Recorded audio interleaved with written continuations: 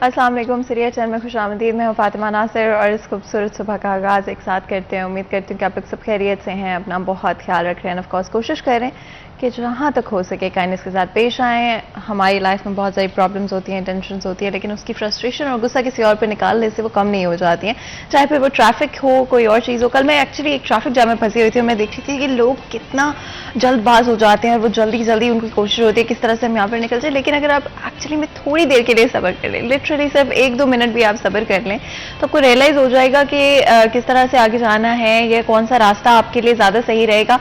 सिर्फ 1 मिनट अगर ट्रैफिक कहीं पे फंस जाती है तो हर किसी की यही इंटेंशन होती है कि हम किस तरह से सबसे पहले हम भाई निकल जाएं और बाकी लोग चाहे फंसे रह जाएं, लेकिन हमें जल्दी से निकल जाना चाहिए। अब देखें, कभी भी अगर आप ट्रैफिक के इस तरह के एरिया में आ जाते हैं जहाँ पे आपको लगता है ट्रैफिक जाम है, थोड़ा सा सब्र से काम लें। और आपकी वजह से, आपकी जल्दबाजी की वजह से एक्चुअली में ट्रैफिक और कंजस्ट होना शुरू हो जाती है।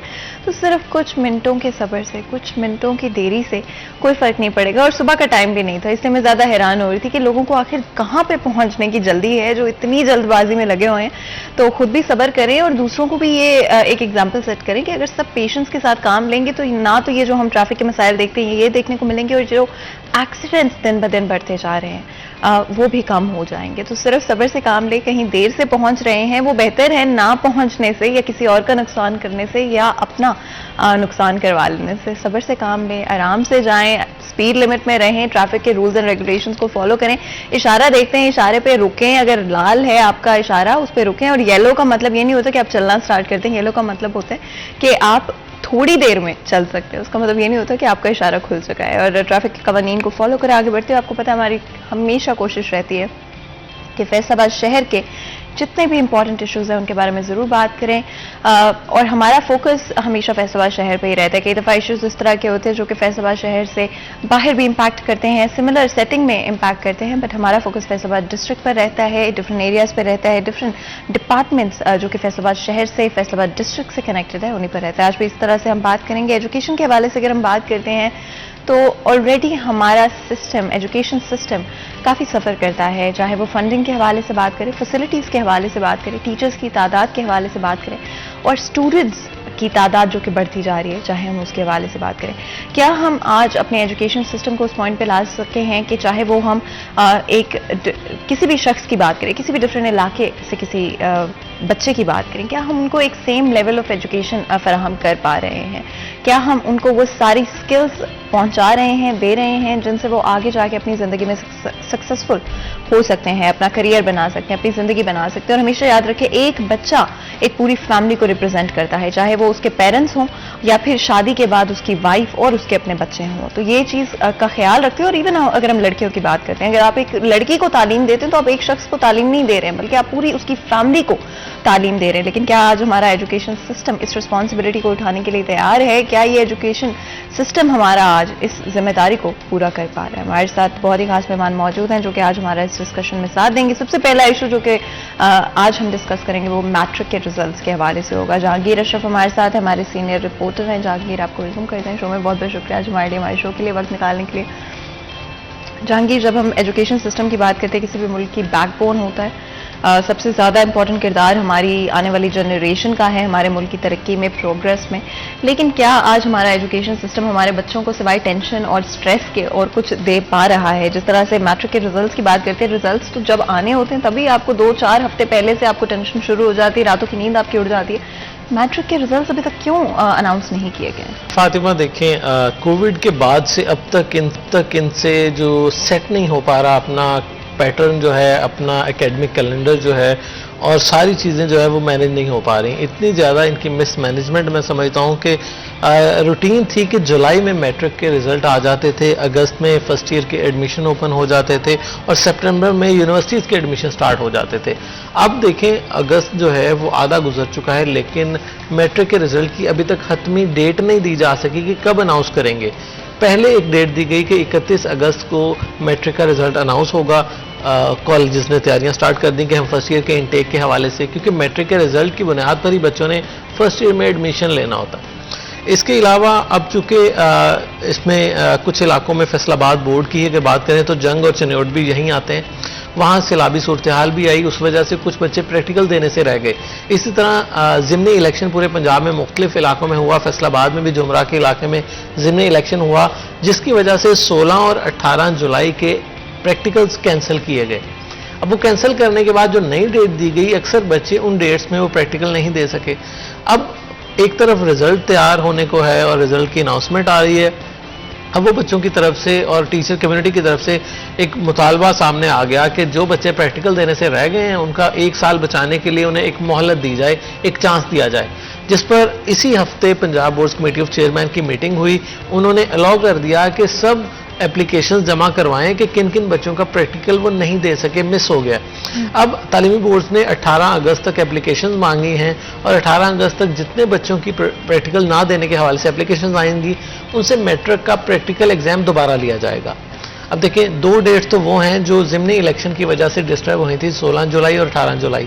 वहाँ जो मिस हुए, उसके बाद जो लोग मिस हुए, सैलाबी सूरत हाल की वजह से जो लोग मिस हो गए, उन बच्चों का साल बचाने के लिए इन्होंने सारे बच्चों के रिजल्ट को दांव पे लगा दिया। यही मैं पूछना चाह रही थी जहांगीर, ये बहुत अनफेयर नहीं है उन बच्चों के साथ?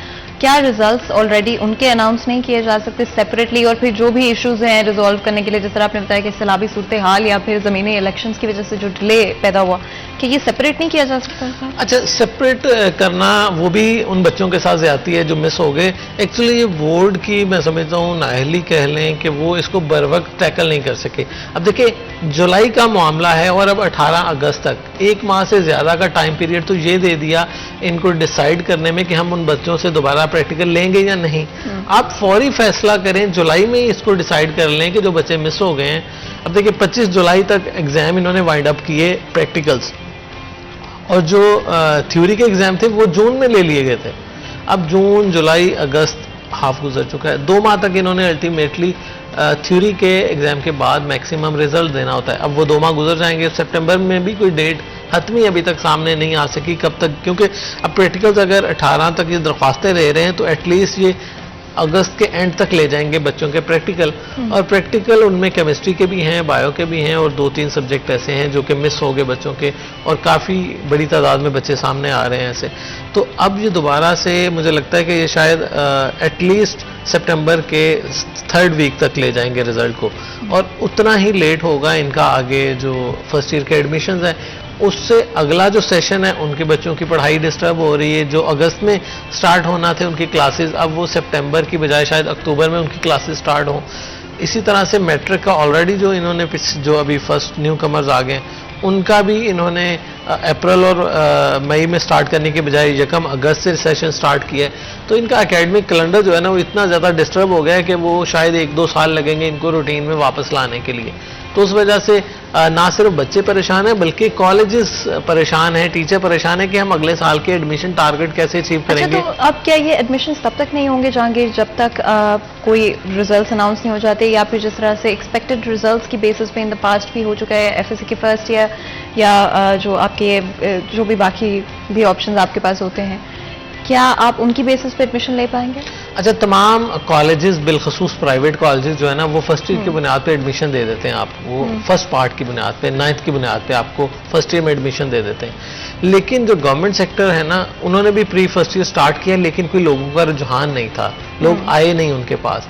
अच्छा, रीजन ये है कि हमारे अक्सर बच्चे सिर्फ रिजल्ट की बुनियाद पे आगे एडमिशन लेते हैं कि मेरा रिजल्ट कितना है, किस सब्जेक्ट में आगे जाऊंगा, मुझे आगे एफएससी करनी है, आईकॉम करना है, आईसीएस करना है, एफए करना है। वो जो सिलेक्शन है ना वो हम करते हैं रिजल्ट की बुनियाद पे। अब रिजल्ट जब तक नहीं आएगा बच्चे डिसाइड नहीं कर पाएंगे, उनके पेरेंट्स डिसाइड नहीं कर पाएंगे, और हमारे यहाँ कैरियर काउंसलिंग का तो रुझान है ही नहीं।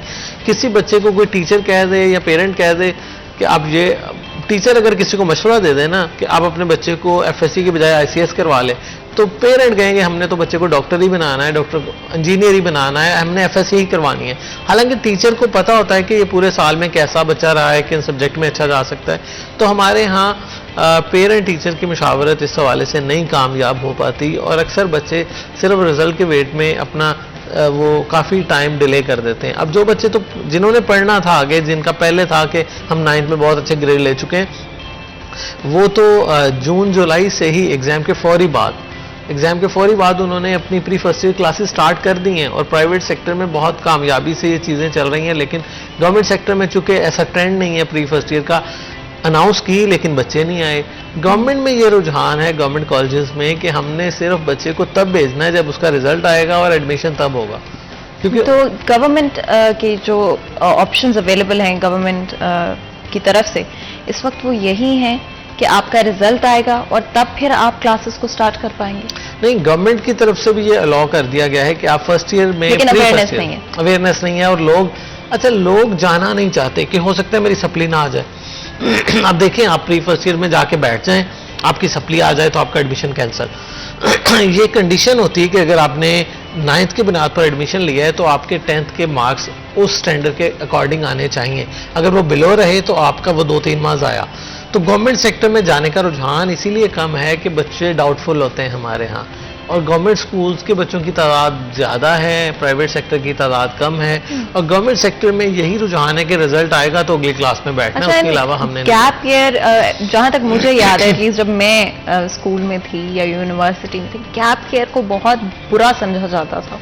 और जहाँ पर एक तरफ अगर आपके पास if you have the right reasons तो गैप ईयर लेना चाहिए, अगर आपको लगता है कि आप सच में डिसाइड नहीं कर पा रहे या कोई आपके पर्सनल इश्यूज आपके सामने आ जाते हैं। लेकिन गैप ईयर का बहुत नेगेटिव इम्पैक्ट भी होता है। आपने खुद एक्सपीरियंस किया होगा, जब गर्मियों की छुट्टियां ही हुआ करती थी उसके वापस जब आप जाते थे स्कूल तो आपको काफी टाइम लगता था दोबारा से एक दफा रिदम में आने में, पिक करने में। सिर्फ 3 महीने के बाद पूरा 1 साल जिन बच्चों का इस सारी इशू की वजह से, डिलेज की वजह से जाया होगा, उन पर क्या इम्पैक्ट होगा इस गैप ईयर का? किस तरह से वो वापस जब एफएससी फाइनली स्टार्ट करेंगे, आईसीएस जिस तरह से आपने कहा, तो किस तरह से वो कोप कर पाएंगे?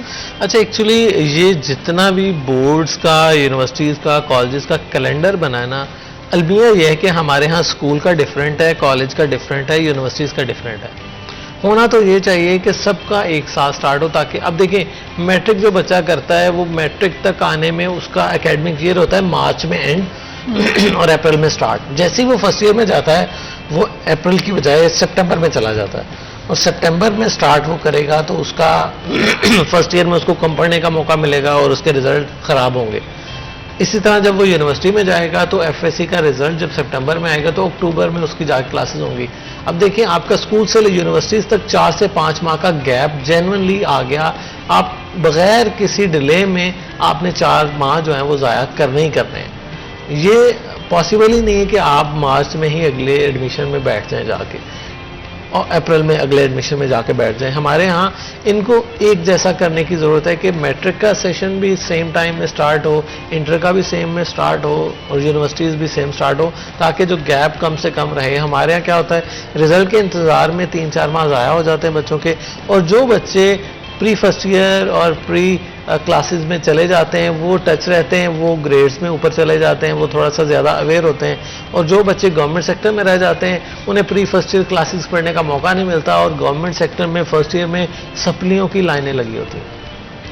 तो ये गवर्नमेंट को भी समझना चाहिए कि इसका क्राइटेरिया ये तय कर दिया जाए कि इनका स्केड्यूल जो है उसको एकेडमिक कैलेंडर को मैट्रिक इंटर को सेम पेस पे लेके आ जाए।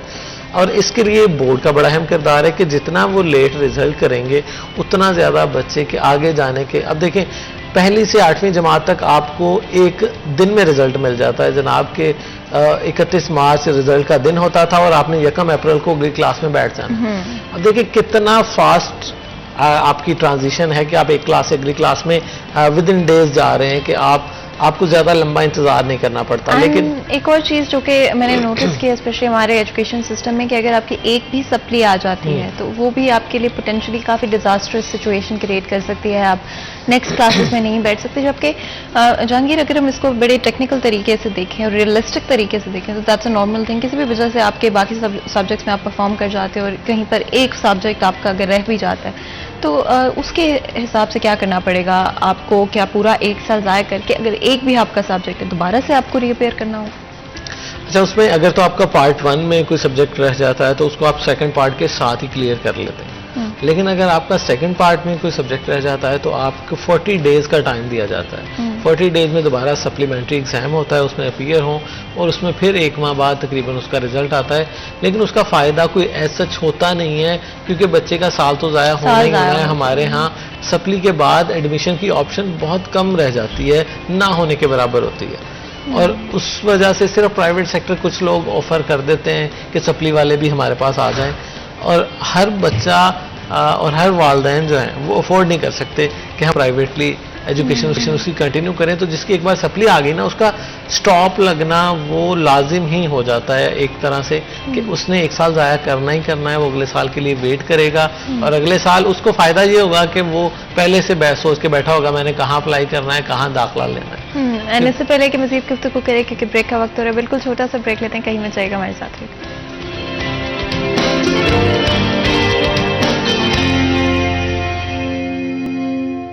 वेलकम बैक सिरिया चैनल में एक दफा फिर आपको खुशामदीद कहते हैं। ब्रेक में जाने से पहले गुफ्तगू जारी थी, आज स्पेशली बात कर रहे हैं हमारे एजुकेशन सिस्टम के हवाले से। हम सब जानते हैं कि डिफरेंट तरह के इश्यूज हमारे एजुकेशन सिस्टम में आज एग्जिस्ट करते हैं। क्या हम बच्चों को एक्चुअली में फैसिलिटेट करें, इनकरेज करें, या फिर हम उनके लिए चीजें ज्यादा मुश्किल बनाते जा रहे हैं। आई थिंक ये वक्त है कि हम एक दफा फिर एनालाइज करें सारी चीज़ों को और देखें कि क्या आज हम दुनिया के साथ कदम से कदम मिला के चल रहे हैं, क्या आज हमारे बच्चों को वही एजुकेशन में चीज़ें मिल रही हैं, चाहे वो पढ़ाई के हवाले से हो या फिर ओवरऑल सारा स्ट्रक्चर, क्या वो बच्चों को सपोर्ट कर रहा है, क्या वो बच्चों को एड कर रहा है कि ज़्यादा से ज़्यादा बच्चे हम ग्रेजुएट करवा सकते हों, पढ़ाई की तरफ ला सकते हैं, या फिर हमारा सिस्टम इस तरह का बन चुका है कि वो डिस्करेज कर देता है, चाहे वो फाइनेंशियल मीन्स ना होने की वजह से हो, डिफरेंट रिस्पॉन्सिबिलिटीज़ अगर आप पे आ जाती हैं। तो क्या आपको हमारा एजुकेशन सिस्टम उस तरह से साथ साथ लेकर चलता है, या फिर ऐसी सिचुएशन बन जाती है कि आपको या तो अपनी एजुकेशन छोड़नी पड़ जाती है और आपको ऑफ कोर्स कमाने की तरफ आना पड़ता है। तो आई थिंक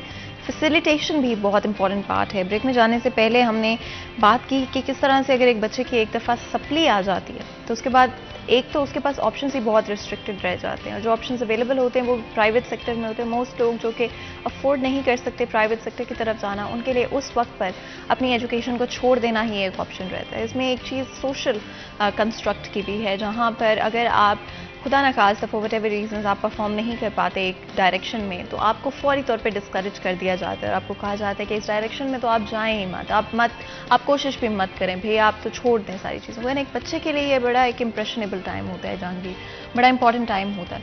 अगर आप नहीं भी परफॉर्म कर पाते तो लेकिन आपको सोसाइटी की तरफ से सपोर्ट मिलता है, ना ही हमारा एजुकेशन सिस्टम आपको उस मोमेंट में सपोर्ट करता है। कितना ज़रूरी है कि अगर एक बच्चा किसी भी पॉइंट पे लाइफ के परफॉर्म नहीं भी कर पाता तो उसको इनकरेजमेंट में कहीं भी कमी ना नज़र आए, और डिस्करेजमेंट जो कि आज हमारी सोसाइटी में बहुत आम है उसको भी हम कम कर सकते हों, और बच्चे के ऊपर जो इम्पैक्ट पड़ता है, जो नेगेटिव इम्पैक्ट उसके ऊपर, उसकी फैमिली पर, उसकी ओवरऑल उसकी जो पूरी लाइफ होगी, वो एक चीज़ की वजह से आपको दोबारा से रीस्टार्ट करना पड़ता है हर चीज़ को। फातिमा, फेलियर जो है ना वो सक्सेस का पार्ट होता है। जब आप फेल होते हैं इसका मतलब आपने ट्राई की, एफर्ट की, उसको बार बार एफर्ट करें, और एक बार आप उसमें कामयाब नहीं हो सके तो उसको दोबारा से ट्राई करें, और अगर एक काम में आप फ्लॉप हो गए हैं तो दूसरा काम भी ऑप्शन मौजूद है। मसला ये है कि हम अपनी जो सलाहियतों का इदराक किए बगैर किसी चीज़ को जब करेंगे और आप मिसफिट होंगे किसी और जगह पे, तो फिर आप फेल भी होंगे और नाकाम भी होंगे। अच्छा, कुछ लोग मेरे पास ऐसी एग्जांपल कुछ दोस्तों की मौजूद हैं कि वो एक जगह पे फेल हुए, उसी में किसी और जगह एडमिशन लेके दोबारा से बहुत सक्सेसफुल हुए। ऐसी भी मिसालें मौजूद हैं कि एक डिग्री में फ्लॉप हुए, एक सब्जेक्ट में फ्लॉप हुए, सब्जेक्ट चेंज किया, नए सब्जेक्ट में कामयाबी मिली। तो आपको रुकना नहीं है, आपको डिस्करेज नहीं होना। लोग डिस्करेज करें, इनकरेज करें, वो सेपरेट थिंग है। सबसे पहले तो आपने अपने आप को मोटिवेट रखना है खुद।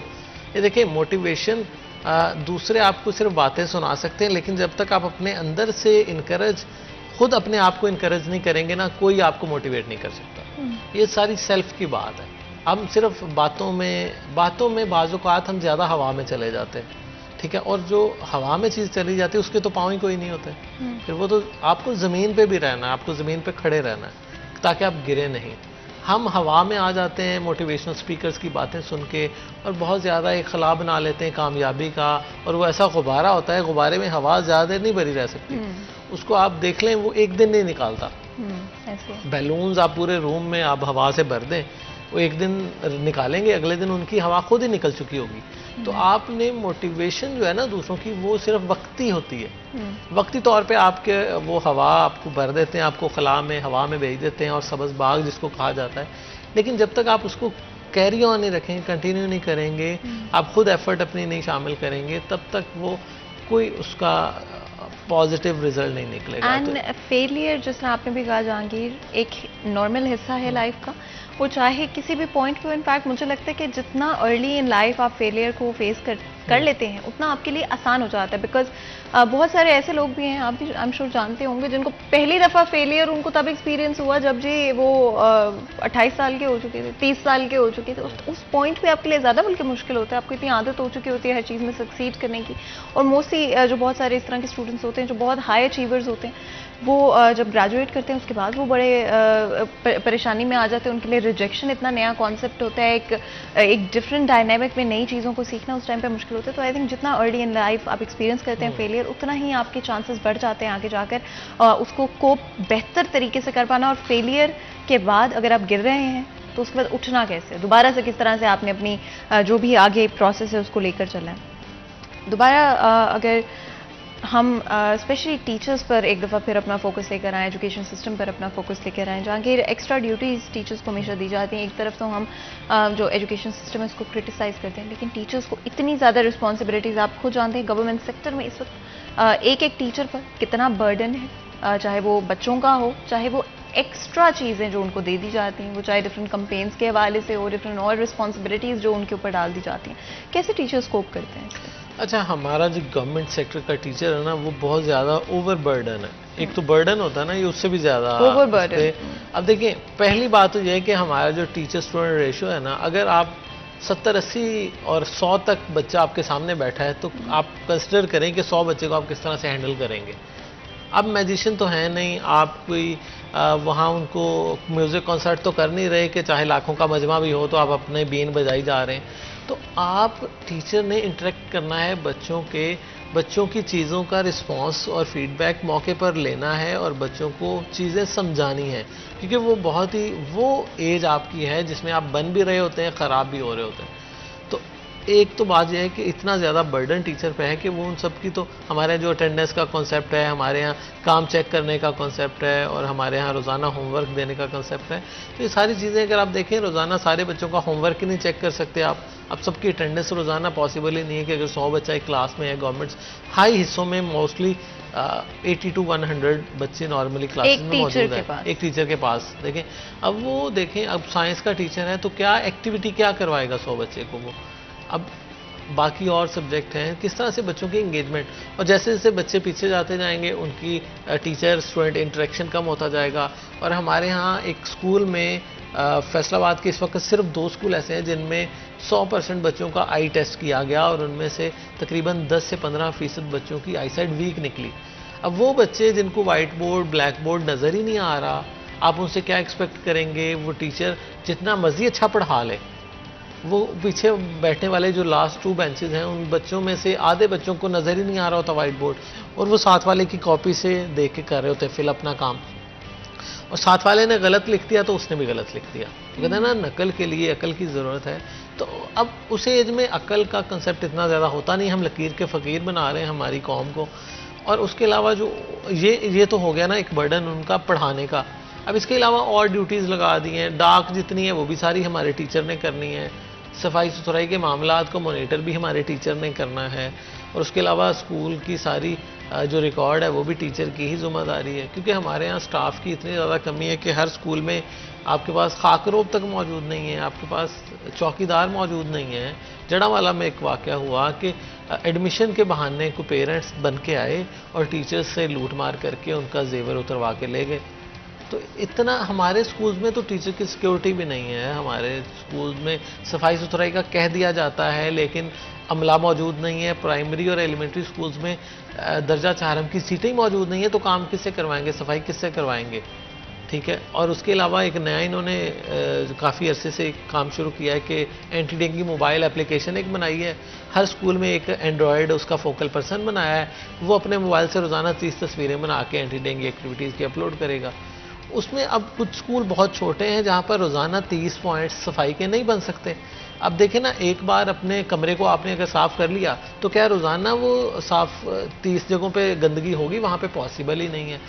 और कुछ स्कूल इतने बड़े हैं वहाँ पर स्टाफ ही नहीं है सफाई करने वाला, तो वहाँ कैसे सफाई मुमकिन होगी? अच्छा जहांगीर, दो चीज़ें जो मुझे लगा हमें डिस्कस करनी चाहिए होमवर्क के हवाले से। क्या डेली होमवर्क देना ज़रूरी होता है? अच्छा देखिए, हमारे यहाँ चूंकि एग्जाम सिस्टम ऐसा है कि बच्चे लकीर का फ़कीर नहीं बनेंगे तो उनके नंबर नहीं आएंगे। उस सेंस में देखा जाए तो होमवर्क एक रिहर्सल है, एक प्रैक्टिस है और एक रिवीजन है कि बच्चा जो स्कूल पढ़ता है घर जाके एक बार उसको गो थ्रू कर ले। लेकिन हकीकत में यह है कि आप स्कूल में ही बच्चों को इतना इंटरेक्शन से पढ़ा दें कि उनकी अंडरस्टैंडिंग डेवलप हो जाए और उनको घर जाके उसको पढ़ने की ज़रूरत ना पड़े। लेकिन हमारे यहाँ चूंकि इसमें फिर आ जाता है कि स्टूडेंट टीचर रेशो कम होनी चाहिए।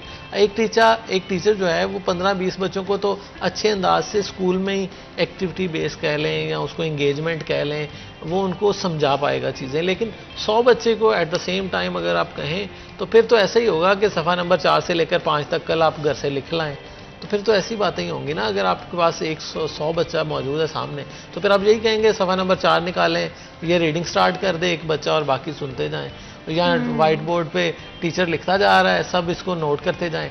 अब अक्सर लेकिन जगहों पे इसमें इफ़ आई कुड ऐड कि टीचर्स ट्रेनिंग के हवाले से भी तो इशू है ना। आप देखें जिस तरह से आज तो आई थिंक दुनिया बहुत बदल चुकी है। आप मतलब आप अपने फ़ोन के ऊपर ही आपको 1000 तरीके मिल जाएंगे, इंटरैक्टिव तरीके मिल जाएंगे कि टीचर्स किस तरह से अपने आप को, अपनी स्किल्स को इन्हांस कर सकते हैं, बच्चों के साथ कैसे कनेक्ट ज़्यादा कर सकते हैं, अपने क्लासरूम को ज़्यादा एक्टिविटी बेस्ड कैसे कर सकते हैं। बट इसमें टीचर ट्रेनिंग ज़रूरी है आई थिंक। अच्छा, ये टीचर्स की तरफ से जब इस तरह की बात की जाए ना किसी टीचर से, तो उनकी तरफ से सबसे पहला एतराज़ ये आता है कि हमारे अफसरान जो है ना, उन्होंने हमसे कभी टीचिंग के बारे में कम पूछा है, हमसे ये सफाई की कि नहीं की, डेंगू मारा है कि नहीं मारा।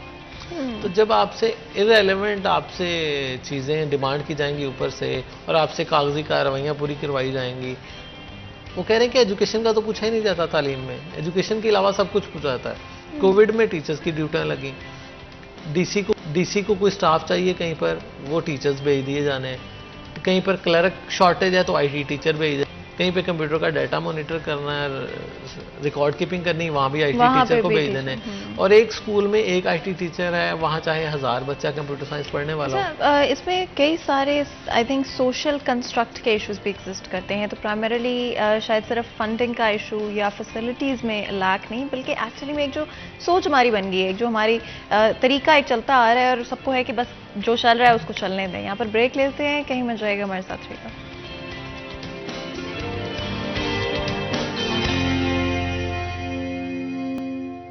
वेलकम बैक सीरिया 10 में एक दफ़ा फिर आपको खुशामदीद कहते हैं। ब्रेक में जाने से पहले गुफ्तगू जारी थी, बात कर रहे हैं एजुकेशन सिस्टम के हवाले से डिफरेंट इश्यूज़ जो कि ब्रेक में जाने से पहले स्पेशली किस तरह से टीचर्स पर एक्स्ट्रा ड्यूटीज़ डाल दी जाती हैं, उनको बार बार एक्स्ट्रा चीज़ें करनी पड़ती हैं जिसकी वजह से वो अपने क्लासरूम्स पर फोकस नहीं कर पाते हैं। एक और चीज़ जो कि बड़ी शॉकिंग है कि एक टीचर के ऊपर एक वक्त में 100 से ज़्यादा बच्चों का, कई दफ़ा 80 से 100 तक या उससे भी ज़्यादा बच्चों का बर्डन डाल दिया जाता है। टीचर्स ट्रेनिंग में हम कहाँ पे स्टैंड करते हैं? क्यों अभी तक हम टीचर्स ट्रेनिंग को इम्प्रूव नहीं कर पाए हैं? अगर ऑफ कोर्स टीचर को क्लासरूम के बाहर इतनी ड्यूटीज़ दे दी जाती हैं तो वो किस तरह से मुमकिन है कि वो अपनी हर ड्यूटी को सही तरह से कर पाएंगे? और आई थिंक इसमें फिर वो मोटिवेशन भी आपकी कम हो जाती है जब आपको अपने किसी भी काम के लिए रिवॉर्ड नहीं किया जा रहा, अप्रिशिएट नहीं किया जा रहा, बल्कि आपको कंसिस्टेंटली क्रिटिसाइज जा रहा हो, ये बताया जा रहा हो कि आप कहाँ पर गलत हैं, क्या गलत करें, तो वो मोटिवेशन भी आपकी आहिस्ता आहिस्ता डाई डाउन करती जाती है। तो क्या हम रियली अपने टीचर्स को ब्लेम कर भी सकते हैं इन इश्यूज़ के लिए? अच्छा, टीचर्स का कसूर है भी और नहीं भी है। इस तरह के टीचर्स का मोटिवेशन लेवल बहुत कम है पढ़ाने के हवाले से, डिलीवर करने के हवाले से, और वो इस तरह से कम है लेवल कि इसमें अगर आप जितना मर्जी डेडिकेटेड होकर पढ़ा लें तो आपको उसका रिवार्ड नज़र नहीं आता। प्राइवेट सेक्टर गवर्नमेंट सेक्टर में इसलिए डिफरेंस आपको नज़र आता है और कहा जाता है कि जनाब प्राइवेट स्कूल में तो टीचर को इतनी सैलरी नहीं मिलती लेकिन रिजल्ट बहुत अच्छे देते हैं, क्योंकि उन्हें पता है कि मैं जितनी अच्छी परफॉर्म करूंगा या करूंगी उतना ज़्यादा मुझे रिवार्ड मिलता जाएगा और मुझे हाई सीट्स मिलती जाएंगी। लेकिन गवर्नमेंट सेक्टर में ऐसा नहीं है। गवर्नमेंट सेक्टर में जो रूल लिख दिया एक बार कि जनाब फलां बंदे को इतने साल बाद अगले ग्रेड में जाना है, तो वो जितना मर्जी एफिशिएंटली पढ़ा ले या वो वेला बैठा रहे वहाँ पे, उसको उतने साल बाद ही तरक्की मिलनी है। मतलब ऐसी ऐसी एग्जांपल्स मौजूद हैं कि वो खुद लोग मानते हैं कि यार ये तो 19वें ग्रेड के 18वें ग्रेड के काबिल ही नहीं है, लेकिन इसको 19वां ग्रेड मिल गया क्योंकि गवर्नमेंट ने सेट पैटर्न बना दिया है आंखों पे पट्टी बांध के कि जनाब ये इसकी परफॉर्मेंस हो ना हो, हमने इसको अगला ग्रेड देना है इतने साल बाद। और चाहे एक बच्चा जो नया आया है, जो नया एक टीचर अपॉइंट हुआ है, वो 1 साल में उससे ज़्यादा मेहनत ही क्यों ना कर दे, 5 सालों में उससे ज़्यादा मेहनत क्यों ना कर दे, उसको वो रिवार्ड नहीं मिलना जितना किसी दूसरे को फ्री बैठ के भी मिल जाना। तो एक तो ये, और दूसरा ये कि हमारे यहाँ अलमिया सबसे बड़ा ये है कि हमारे यहाँ जिसको अपने अपने प्रोफेशन में जॉब नहीं मिलती वो टीचर बन जाता है, क्योंकि आखिरी ऑप्शन सबके पास यही होता है कि जनाब अगर पढ़ लिख गए हैं तो टीचर बन जाएं ताकि हम आगे कौम का बेड़ा गर्क करें। क्योंकि जब आप में डेडिकेशन मोटिवेशन नहीं होगी तो मैं समझता हूँ वो टीचर कौम का बेड़ा गर्क करेगा। वो टीचर को देखें, आप टीचर बनना ही नहीं चाहते लेकिन आप आ गए हैं टीचिंग में, ठीक है, आप वो पढ़ाई जा रहे हैं, क्लास में रट्टा लगवाई जा रहे हैं, किताब सफ़ा नंबर 1 से लेकर 100 तक पढ़ा दिया आपने सारा, लेकिन आपने चीज़ें डिलीवर नहीं की, आपने इंगेज नहीं किया, आपकी पर्सनैलिटी में टीचिंग और डिलीवरी जो है वो रची बसी नहीं है। जहांगीर, इसमें ये भी नहीं है कि अगर आप हमेशा से बचपन से चाहते थे कि आप टीचिंग में आए एंड अगर पैशनेट हैं या नहीं है, बट आई थिंक किसी भी काम को लेके आपको क्रिएटिव होना पड़ता है। इवन अगर आप जर्नलिज्म की बात कर लें, किसी भी और फील्ड की आप बात कर लें, जो चीज़ें हमें स्कूल्स में नहीं पढ़ाई जाती या प्रोडक्टिव होना या क्रिएटिविटी के हवाले से आपको सपोर्ट नहीं किया जाता, मोटिवेट नहीं किया जाता, एक्चुअली में आप जब अपनी फील्ड में आते हैं तो क्रिएटिव होना, आउट ऑफ द बॉक्स सोचना बड़ी इंपॉर्टेंट चीज़ें होती हैं। तो टीचिंग में भी अगर इसको इनकॉर्पोरेट किया जाए, कोई टीचर है नहीं भी पैशनेट है, आप नए तरीके निकालें, आप अपने स्टूडेंट्स को एंगेज करें, एक्टिविटी बेस्ड लर्निंग की तरफ आएँ, कोई डिफरेंट तरह की गेम्स आप क्लास में खेल लें, बच्चों को मोटिवेट करें, बच्चों को इनकरेज करें और उनकी जो सॉफ्ट स्किल्स हैं उनको एनहांस करने की कोशिश। अच्छा, इस हवाले से गवर्नमेंट ने बहुत अच्छे इकदाम किए, नो डाउट, ट्रेनिंग्स के हवाले से पीली प्रोजेक्ट के नाम से बच्चों को एक्टिविटी बेस्ड लर्निंग करवाने के लिए टीचर्स ट्रेन किए गए। इस वक्त कोई प्राइमरी स्कूल ऐसा टीचर नहीं होगा जिसको ट्रेनिंग नहीं दी गई, इंग्लिश में पढ़ाने के हवाले से, एक्टिविटी बेस्ड लर्निंग के हवाले से। इसके अलावा साइंस टीचर को ट्रेनिंग दी गई कि how to teach science with activities, कि साइंस की जितनी एग्जांपल्स हैं उनको प्रैक्टिकली आप, जैसे फॉर एग्जांपल गुब्बारे में हवा भर के भी दिखाना क्लास में, ये एक साइंस की एग्जांपल है कि हवा उसमें भरने से उसका वॉल्यूम जो है वो इंक्रीज़ कर जाता है, क्योंकि हवा का अपना वॉल्यूम होता है। हवा हमें नज़र नहीं आ रही लेकिन गुब्बारे में भर दें तो हवा का वॉल्यूम नज़र आएगा आपको, ठीक है। इसी तरह से मुख्तलिफ एक्टिविटीज़ आप बच्चों को क्लासरूम में करके दिखा सकते हैं, जैसे माचिस जलाना, ये भी एक साइंस का अमल है, ठीक है। इसी तरह से आप इवन कोल्ड ड्रिंक को ओपन जब करते हैं तो उससे गैस का निकलना, ये सारी चीज़ें साइंस से रिलेट हैं, लेकिन हमारे क्लासरूम में इस तरह की एक्टिविटीज़ करवाने का ट्रेंड है ही नहीं, ठीक है। अब हमारे यहाँ साइकिल को पंचर जब लगता है तो उसको पानी में ट्यूब को डाल के देखते हैं बबल जहाँ से निकलेगा वहाँ से लीकेज है, इसका मतलब है कि उसकी गैस जहाँ से लीकेज होगी वो पानी में बबल्स क्रिएट करेगी, ये भी साइंस का एक प्रोसेस है। तो अब जितनी चीज़ें क्लासरूम इस तरह से दिखा सकते हैं, इनमें कोई खर्चा भी नहीं है। इस तरह की ट्रेनिंग गवर्नमेंट ने तमाम साइंस टीचर को करवाई, लेकिन कितने टीचर हैं जो इसको जाके अमल दरामद करवाते हैं। हमारे यहाँ साल में एक आधा कहीं वो साइंस एग्जीबिशन के नाम से स्कूल में मॉडल्स बना के रख देते हैं, वो एक ही पैटर्न चला आ रहा है, गत्ते की जाग लें, उसको काट के एक मॉडल बना दें, तो उसमें क्रिएटिविटी नहीं आ रही, चीज़ें नहीं, बहुत कम लोग आ रहे हैं। एंड आई थिंक आज हम एक ऐसी दुनिया में रहते हैं जहांगीर, जो अगर आप में स्किल सेट है, अगर आप में टैलेंट है, अगर आप में सॉफ्ट स्किल्स हैं, तो मैटर नहीं करता कि आप कहाँ से आते हैं। और ये एक बहुत नया डायनामिक है, बिकॉज आप भी जानते हैं अगर हम आज से 10-15 साल पहले चले जाते हैं तो सबसे ज़्यादा इंपॉर्टेंट यही चीज़ होती थी कि आपने जी कहाँ से पढ़ाई की या आपकी क्या एजुकेशनल बैकग्राउंड है, क्या फैमिली बैकग्राउंड है। लेकिन आज एक ऐसा वक्त है जहाँ पर अगर आप में स्किल्स हैं, आप में टैलेंट है, आप अपने आप को प्रूव करना जानते हैं, मेहनत करना जानते हैं, तो आप कुछ भी अचीव कर सकते हैं। तो इसमें स्टूडेंट्स और टीचर्स की इंडिपेंडेंटली रिस्पॉन्सिबिलिटी भी है कि एग्जिस्टिंग सिस्टम में किस तरह से उन्होंने अपने आप को मोटिवेटेड रखना है और अपने स्किल सेट को फॉर्म करना। क्रिएटिविटी की जब हम बात करते हैं ना, तो हमारे यहाँ जो क्रिएटिविटी के नाम पे काम हो रहा है ना, उसमें भी लकीर का फकीर बना रहे हैं। अब देखिए ना, साइंस मॉडल हमने कहा जी एग्जीबिशन करनी है या कंपटीशन है, तो उसमें टीचर ने जो गाइडलाइन बच्चे को देनी है ना, बच्चे ने उसी गाइडलाइन पे वो अमल दरामद कर देना है। ये क्रिएटिविटी नहीं है। बच्चे को ओपन टास्क दें कि ये 10 चीज़ें पढ़ी हैं, इनको आप उनको एक लेक्चर दे दें कि इनकी मदद से ये चीज़ें बनानी है। सब बच्चे अपनी मदद आपके तहत वो चीज़ें बनाएंगे तो फिर क्रिएटिविटी आएगी। ये नहीं होगा कि टीचर ने कहना है कि ये मैंने ऐसे काट दिया, मैंने टीचर सारी चीज़ें कटिंग भी कर दे, टीचर उसको सारा असेंबल भी कर दे, टीचर उसको सारी चीज़ें बना के बच्चे के हाथ में थमा दे कि आप रख दो प्रोजेक्ट, ये मैंने बनाया।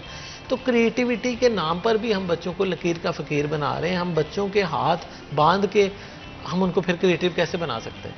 बच्चों को सारी चीज़ें दे, एटलीस्ट असेंबल वो खुद करें। आप उनको एक लेक्चर दे दें कि ये आपका मॉडल है, ये ऐसे फंक्शन करेगा, इसका ये लॉजिक्स हैं, ये इसका पैटर्न होगा, ये इसका साइंस का फार्मूला इसके बैक पे ये है। तो बच्चे खुद अपनी मर्जी से जब उसको असेंबल करेंगे ना, तो फिर बच्चों की क्रिएटिविटी होगी और फिर वो चाहे उसकी परफेक्शन ना भी इतनी ज़्यादा हो, लेकिन बच्चे ने एटलीस्ट खुद बनाया होगा। अच्छा, यहाँ पे कॉपी एंड पेस्ट का बड़ा रवाज है आई थिंक, मतलब जहाँ पर आप कॉपी पेस्ट कर सकते हैं वहाँ पे ओरिजिनलिटी की क्या ज़रूरत है।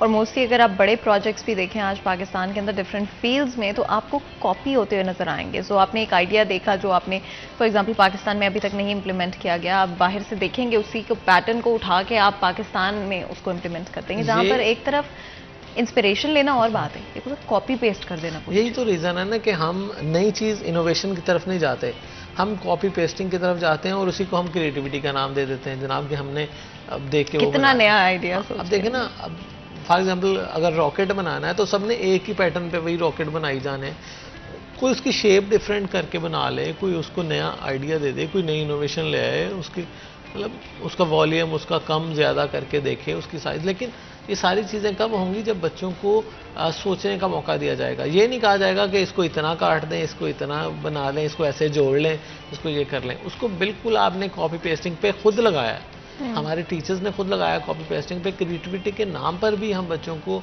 कॉपी पेस्टिंग सिखा रहे हैं। उनको हम ओपन एंडेड टास्क नहीं देते।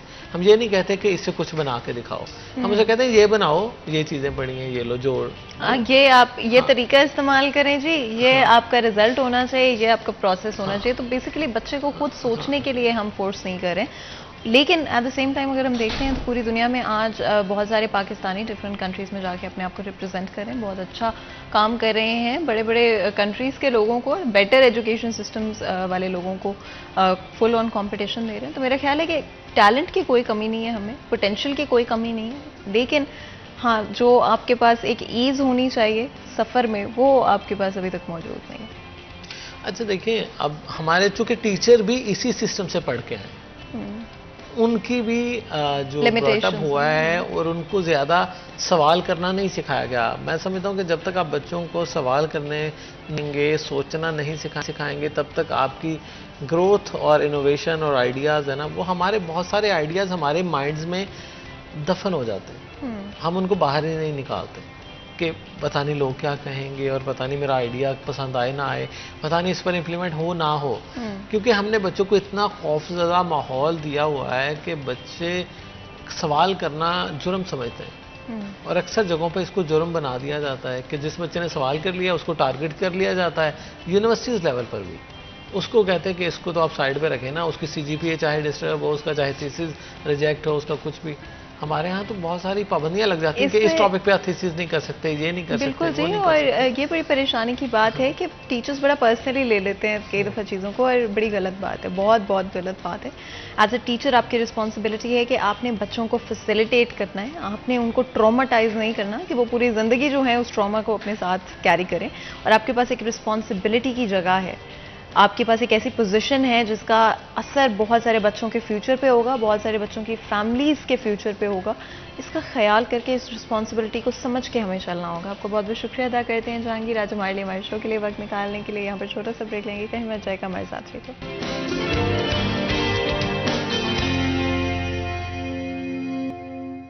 वेलकम बैक सिटी HN में एक दफ़ा फिर आपको खुशामदीद कहते हैं। ब्रेक में जाने से पहले गुफ्तगू जारी थी। आज फर्स्ट हाफ हमारा एजुकेशन के हवाले से था, लेकिन हमारी हमेशा कोशिश है कि अपने प्लेटफॉर्म के थ्रू आप लोगों को अवेयर भी करते रहें, और स्पेशली डिफरेंट बीमारियां, डिफरेंट हेल्थ कंसर्न्स जो कि आप लाइफ के और साल के डिफरेंट पॉइंट्स पे एक्सपीरियंस कर सकते हैं, उनके बारे में ज़रूर डिस्कस करें, आपको अवेयर करें। At the end of the day precaution is always better than cure, इसका ख्याल रख के चलना चाहिए।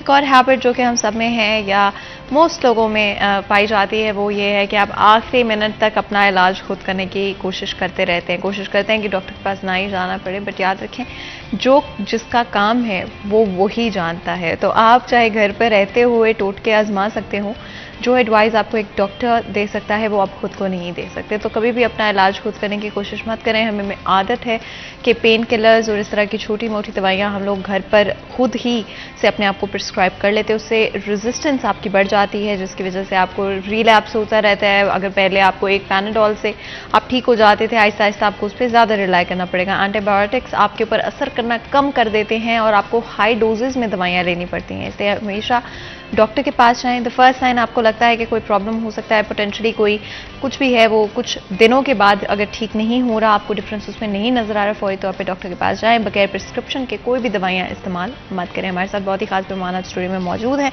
दो चीज़ें जो कि आज के इस सेक्शन में, शो में हम डिस्कस करेंगे, वो सबसे पहले तो जी हेपेटाइटिस के हवाले से होगा। अगर आप सब जानते हैं कि बहुत ज़्यादा डायग्नोसिस आज के वक्त में सामने आते हैं, इन्फेक्शन के थ्रू ये ट्रांसफ़र होता है। और मैं कोशिश करूंगी कि जितना हो सकता है इसके कॉजेज़ पे बात करें, इसके ट्रीटमेंट पर बात करें, डायग्नोसिस पर भी बात करें। हमारे साथ बहुत ही खास मेहमान स्टूडियो में मौजूद हैं।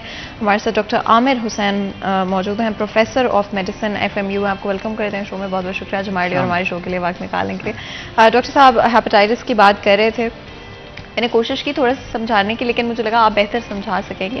ज़रूर रहेगा इसके कॉजेज़ क्या होते हैं। इन्फेक्शियस भी आपने मुझे मेंशन किया था कि ये डिजीज़ है, इस पर ज़रूर थोड़ा सा बताइएगा, किस तरह से फैलती है, किस तरह लोग इससे कांटेक्ट में आते हैं।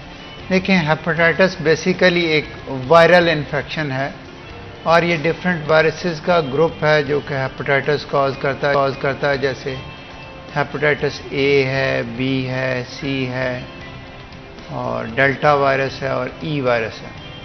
तो B और C के बारे में तो लोगों को पता है कि ये ज़्यादातर ब्लड के ज़रिए ट्रांसफ़र होता है और ये सिरोसिस की भी वजह बनता है। लेकिन A और E, जिसको आम ज़बान में लोग पीला यरकान कहते हैं, ये इन्फेक्शस हेपेटाइटिस है। ये इसकी ट्रांसमिशन जो है ब्लड के ज़रिए नहीं होती, बल्कि फीको-ओरल रूट है, यानी कि पेशेंट जो बीमार होता है उसके स्टूल जो खाने पीने की चीज़ों को किसी तरह से कंटामिनेट कर देता है। फ्रेश वाटर में अगर वो किसी तरह कंटामिनेशन आ जाती है, या मक्खियाँ जो हैं वो जो ये कटी हुई चीज़ें वेंडर्स बेच रहे हैं स्ट्रीट्स के ऊपर, वहाँ उनके ऊपर जाके बैठती हैं। जब वो गंदगी से वहाँ पे बैठती हैं तो वो उस वायरस को ट्रांसफ़र करती हैं।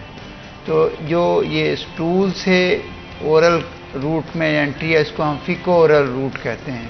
ये इन्फेक्शस हेपेटाइटिस है। इसके ज़रिए हेपेटाइटिस A और हेपेटाइटिस E फैलता है। बड़ों में ख़ास तौर पे हेपेटाइटिस E वायरस इस मौसम में, बरसात के मौसम में, जब कंटामिनेशन बढ़ जाती है, हमारा जो फ्रेश वाटर्स हैं वो गंदगी से कंटामिनेट हो जाते हैं और जो लोग उसको कंटामिनेटेड पानी को यूज़ करते हैं या कंटामिनेटेड फूड यूज़ करते हैं। अच्छा डॉक्टर, इसमें दो चीज़ें जो मैं आपसे पूछना चाहूँगी, स्पेशली पानी की अगर हम बात करते हैं, क्या पानी को जब बॉयल कर लिया जाता है, क्या उससे ये जो भी अगर वायरल उसमें मौजूद भी हैं, क्या वो ख़त्म हो जाता है? बिल्कुल, क्लोरीनेशन होगी और बॉयलिंग होगी। दो मेथड्स हैं जिसके ज़रिए हम पानी को प्योरीफाई करते हैं।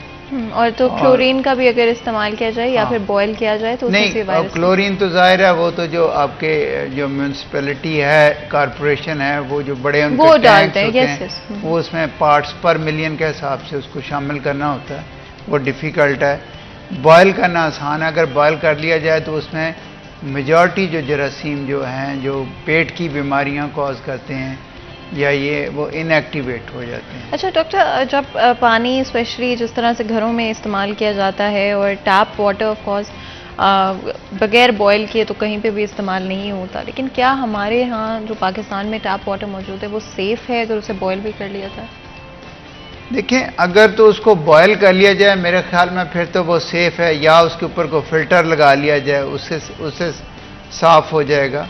वो पानी बेहतर हो जाएगा, लामाला उसकी क्वालिटी इंप्रूव हो जाती है, उसमें जो बैक्टीरिया हैं वो बैक्टीरियल काउंट्स या वायरस या बाकी चीज़ें जो हैं वो कम हो जाता है, वो फिल्टर आउट हो जाती हैं या बॉयल होकर ख़त्म हो जाती हैं। आजकल जो आपको बारिशों का पानी ऑफ कोर्स हमारे यहाँ खड़ा हो जाता है, सीवरेज के इश्यूज उसकी वजह से सामने आते हैं, क्या उससे भी चांसेस इंक्रीज हो जाते हैं? अगर देखें ना, जैसे दो पाइप्स जा रहे हैं, सीवरेज का पाइप भी पास से गुजर रहा है, फ्रेश वाटर का पाइप भी गुजर रहा है, साइमल्टेनियस एक दूसरे के करीब से गुजर रहे हैं वो, और क्रोजन की वजह से या किसी वजह से वो क्रैक आ जाता है तो वो सक इन कर लेता है सीवेज को, जो फ्रेश वाटर है।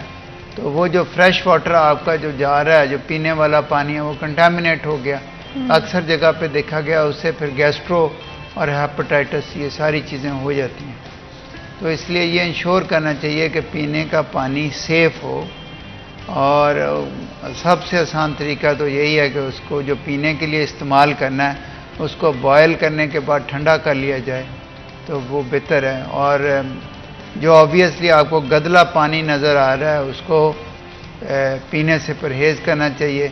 और जो ख़ास तौर पे आजकल इस मौसम में, बरसात के मौसम में मक्खियाँ बहुत हो जाती हैं, तो जो रेडियों पे कटा हुआ फ्रूट पड़ा हुआ है या बाकी जो ओपन में चीज़ें पड़ी हुई हैं उनके ऊपर मक्खियाँ बैठ रही हैं, वही मक्खियाँ गलाजत पे बैठती हैं, उसके बाद जाके खाने पीने की चीज़ों पे बैठ जाती हैं। एंड एक्चुअली जो आजकल ये आप देख रहे हैं डिफरेंट डाइजेशन के इश्यूज भी लोगों को पेश आ रहे होते हैं, उनकी वजह भी ये मक्खियाँ ही होती हैं बेसिकली। जी बिल्कुल, बाकी जरासीम भी तो करते हैं ना, गैस्ट्रो के हैं, जैसे कोलरा का जरासीम है, टाइफाइड का जरासीम है, बाकी जरासीम है, वो उसका रूट भी यही है, फीको ओरल रूट है, जिससे वो ट्रांसमिट होता है ज़्यादा, कि जब वो कंटामिनेट कर देते हैं। या दूसरी सूरत ये होती है कि जो फूड हैंडलर है, खाना बनाने वाला जो होटल्स में काम कर रहे हैं, या कुक है या शेफ़ है, अगर वो कंटामिनेटेड हाथों से खुराक तैयार कर रहा है, अगर उसके पास प्रॉपर टॉयलेट फैसिलिटीज़ अवेलेबल नहीं है, हैंड वॉशिंग की फैसिलिटी नहीं है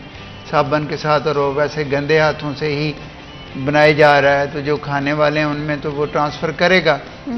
तो इसलिए किचन्स का साफ़ होना ज़रूरी है, और जहाँ से आप खाना खा रहे हैं ये देखें कि वो उसकी हाइजीन कैसी है, किचन हाइजीन कैसी है उस जगह की, वहाँ पे प्रॉपर हाइजीन प्रैक्टिस हो रही है या नहीं हो रही। अच्छा डॉक्टर, हेपेटाइटिस ए एंड ई की अगर हम बात करते हैं, हमने ये तो डिस्कस किया कि किस तरह से पोटेंशियली फैल सकता है, लेकिन इसके सिम्टम्स क्या होते हैं, क्या सबसे अर्ली साइंस आपको नजर आते हैं? जी, इसके जो कॉमन साइंस हैं वही जैसे हर वायरल इलनेस के हैं कि बुखार होगा, जिस्म में दर्दें हो सकती हैं, उसके बाद ये है कि मरीज़ की भूख ख़त्म होनी शुरू हो जाती है, लेटर ऑन कुछ दिनों के बाद उसकी आंखें पीली हो जाती हैं, जिसको हम यरकान कहते हैं, और पेशाब की रंगत जो है वो गहरे रंग की हो जाती है जैसे सरसों का तेल है, और क्ले कलर्ड स्टूल्स आने शुरू हो जाते हैं, जिस्म पे खारिश हो सकती है। ये इसकी सारी मुख्तलिफ अलामात हैं ये हेपेटाइटिस की। यहाँ एक लोगों में बड़ा मिसकंसेप्शन पाया जाता है, अच्छे खासे पढ़े लोगों में भी इवन है कि जी हमारे शहर में हेपेटाइटिस सी बहुत ज़्यादा है क्योंकि हमारा पानी गंदा है।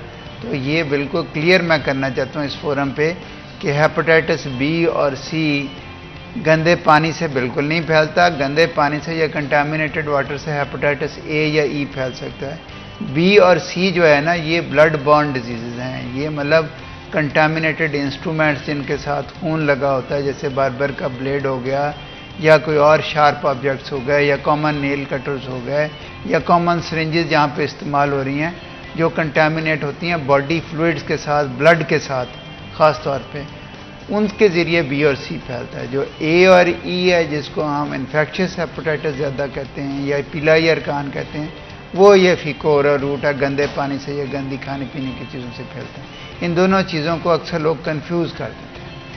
क्या एक पेशेंट को जब डायग्नोस हो जाता है या सिम्टम्स एक्चुअली अपेयर हो रहे होते हैं, पोटेंशियली लग रहा होता है कि हो सकता है ये ए और ई हेपेटाइटिस हो, कैसे चेक किया जाता है, किस तरह प्रूव किया जाता है? देखें, अगर तो मुझे ये शुबा पड़ता है अलामत पे, मरीज़ को यरकान है, पहले उसकी भूख ख़त्म होगी, मतली की शिकायत है, तो फिर ये है कि मैं उसके जिगर के टेस्ट चेक करवाता हूँ, लिवर फंक्शन टेस्ट करवाता हूँ। उसमें अगर वो एबनॉर्मल आते हैं, बहुत ज़्यादा एलिवेटेड आते हैं उस सूरत में स्पेसिफिक टेस्ट है हेपेटाइटिस ए का, ई का, दोनों के स्पेसिफिक टेस्ट हैं, या फॉर दैट पर्पस बी और सी का भी, क्योंकि आपने तो पूरा पैनल करना है, आपको तो पता नहीं है कि कौन सा हेपेटाइटिस है, वो तो टेस्ट, कौन सा वायरस है वो तो टेस्ट करवाएंगे तो पता चलेगा कि कौन सा वायरस है।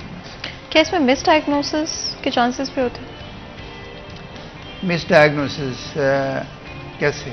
कि गलत डायग्नोस हो जाए, जिस तरह से अगर आपको फॉर एग्जांपल हेपेटाइटिस ए है लेकिन डायग्नोसिस में आपको कोई और नहीं, हेपेटाइटिस अब उसमें ये है ना, देखें जो ए और ई की जहाँ तक ट्रीटमेंट का ताल्लुक है that is the same. Basically आपने स्पोर्टिव ट्रीटमेंट देनी। स्पोर्टिव ट्रीटमेंट ये है कि आपने मरीज़ की अलामात के मुताबिक उसको दवाइयाँ प्रेस्क्राइब करनी, क्योंकि ये याद रखने की बात यहाँ पे ये है कि ए और ई जो है ये सेल्फ लिमिटिंग इलनेस है, यानी कि कुछ अर्से के बाद ये ठीक हो जाएगी। ये जैसे बी और सी में लिवर सिरोसिस हो जाता है या क्रॉनिक डिजीज़ हो जाती है, ए और ई क्रॉनिक डिजीज़ यानी कि ये खुद ही ओवर टाइम मेजॉरिटी में I would say more than 90% लोगों में ए और ई जो ठीक हो जाएगी। हाँ, कुछ एक्सेप्शंस हैं जिसमें ई की मोर्टेलिटी बढ़ जाती है, जैसे प्रेग्नेंट ख्वातीन को अगर ई हो जाए तो उसमें उसकी मोर्टेलिटी 10% या इवन इससे भी ज़्यादा हो सकती है। Otherwise usually I would say कि 99% लोगों को एक्यूट इन्फेक्शन से रिकवरी हो जाती है। 1% सिर्फ ऐसे हैं जो कि लिवर फेलियर में जाते हैं अनफॉर्चुनेट। जब आप बात करते हैं हेपेटाइटिस की डिफरेंट टाइप्स की और miss diagnosis, in fact it's pretty normal कि कई दफ़ा आपको पता नहीं चल रहा होता कि क्या पर्टिकुलरली पेशेंट को, क्या इस तरह के कभी केसेस सामने आए हैं जहाँ पर उसमें देखें या मिस हो गया हो, कम्प्लीटली मिस हो गया हो कि ये हेपेटाइटिस? नहीं, यूजली तो देखें ना, जब पेशेंट ही सिम्टोमेटिक है, उसने आना आपके पास, उसकी भूख ख़त्म हो गई है, उसको मतली हो रही है, उसकी आंखें पीली हैं, तो आप उसके लिवर फंक्शन चेक करेंगे, उसका अल्ट्रासाउंड कराएंगे, उसकी वायरस की सीरोलॉजी चेक करेंगे कि कौन सा वायरस है। अगर इसके अलावा कोई डिजीज़ है, फॉर एग्जांपल अगर किसी को लिवर एब्सेस है, तो जब वो आप अल्ट्रासाउंड करेंगे तो उसमें आपको पता चल जाएगा कि ये वायरल हेपेटाइटिस नहीं है इसको, बल्कि लिवर एब्सेस है। तो मुख्तलिफ इन्वेस्टिगेशंस जो हैं वो हमारी जो क्लिनिकल डायग्नोसिस होती है उसको या कंफर्म करती हैं या रिफ्यूट करती हैं। तो एंड ऑफ कोर्स उससे चांसेस कम हो जाते हैं हाँ, डायग्नोसिस। बिल्कुल। क्या एक पेशेंट अगर एट व्हाट पॉइंट पेशेंट को डॉक्टर के पास आना चाहिए? क्या अगर उनको इनिशियली ही लग रहा है फौरी तौर पे उन्हें डॉक्टर के पास? देखिए, अगर पेशेंट को बुखार है, मतली है, उसकी भूख ख़त्म हो गई है या उसकी आंखें पीली होनी शुरू हो गई हैं, तो ये वो पॉइंट है जहाँ पे उसको अपने टेस्ट लाजमी करा के देखने चाहिए कि क्या प्रॉब्लम है, क्योंकि हम सपोर्टिव ट्रीटमेंट दे के उसकी अलामात को बेहतर कर सकते हैं, उसकी तकलीफ़ को कम कर सकते हैं। एंड पॉसिबल ट्रीटमेंट ऑप्शंस के हवाले से भी आपने बात की। क्या कोई प्रिकॉशनरी मेयर्स, जिस तरह से हम बात कर रहे थे, early diagnosis of course important है, अगर किसी भी तरह से आपको लग रहा है कि एक्सट्रीम हो रहा है, सफाई का ख्याल रखना, अपनी सफाई का भी, और रेस्टोरेंट्स वगैरह में अगर आप जा रहे हैं वहाँ पर किस तरह से सब किया जाए, क्या उसके अलावा भी कोई प्रिकॉशन मेयर्स? हाँ जी, सबसे पहले तो जो है ना, हाइजीन के बुनियादी प्रिंसिपल्स हैं कि जब भी वॉशरूम में लोग जाते हैं उसके बाद साबुन से हाथ धोएं, ठीक है, ताकि हाथ कंटामिनेटेड ना रहें। जब भी आपने खाना खाना है, ये इंश्योर, आपको नहीं पता कि आपने हाथ कहाँ टच, इधर उधर चीज़ों को लग रहे हैं, आप खाना खाने से पहले लाजमी साबुन से हाथ धोएं। जब भी घरों में औरतों ने जब खाना बनाना है, जब खाना बना रही हैं, कोई चीज़ें सब्ज़ी काट रही हैं या हंडिया पका रही हैं, तो उस वक्त जिस चीज़ों को, खाने पीने की चीज़ों को हाथ लगाने से पहले किचन में सोप होना चाहिए कि वो पहले साबुन से हाथ धोएं, फिर उसको फूड को हैंडल करें। और जो आपका सैलड वगैरह जब वो कंटामिनेटेड वाटर्स में ग्रो करता है, तो इसलिए जब वो घर आता है तो उसको काटने से पहले अच्छी तरह वॉश करके, अच्छी तरह साफ़ करके फिर उसको, जब आप कहते हैं अच्छी तरह वॉश करके, तो ये बल्कि एक दो दफ़ा पहले भी हम शो में डिस्कस कर चुके हैं डिफरेंट स्पेशलिस्ट एक्सपर्ट्स के साथ, किस तरह मेक श्योर कर सकते हैं कि कोई भी रेजिड्यू उसके ऊपर ना हो? उसको तो आप प्लेंटी फ्रेश वाटर के साथ ही वॉश कर सकते हैं ना। अब उसको आप सोप के साथ तो साफ नहीं कर सकते, या पोटाशियम परमैंगनेट के साथ अगर आप बहुत केयरफुल हैं, वो सुर्ख रंग की दवाई होती थी पुराने ज़माने में। तो यानी कि अगर घर पर आप करें तो फ्रेश वाटर के साथ, प्लेंटी ऑफ फ्रेश वाटर, खुले पानी के साथ, खुले पानी के साथ, बिल्कुल जी। और इससे पहले मज़ीद गुफ्तगू करें, ब्रेक लेते हैं, कहीं मत जाएगा हमारे साथ रहिए।